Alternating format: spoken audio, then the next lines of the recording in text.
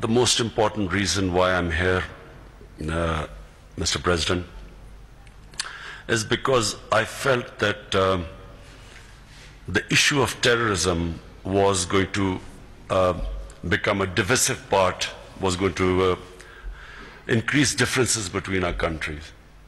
So it was very important for me to come here and come with our security chief that we resolve this issue. In Pakistan, we have suffered more terrorism than probably any other country. In the past 12 to 13 years, we have lost over 70,000 people to terrorism.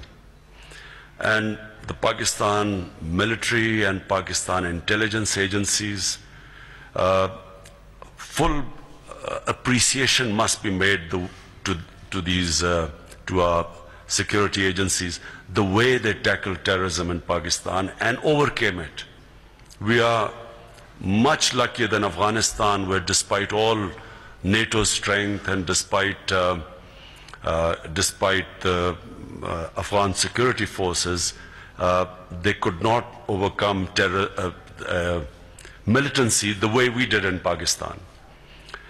But what we have decided in Pakistan, and this is the entire political spectrum in Pakistan, we have come to the conclusion that we will not allow any militant groups to operate from our soil.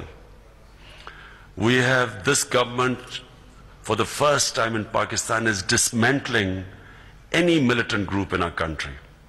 And this is not from outside pressure.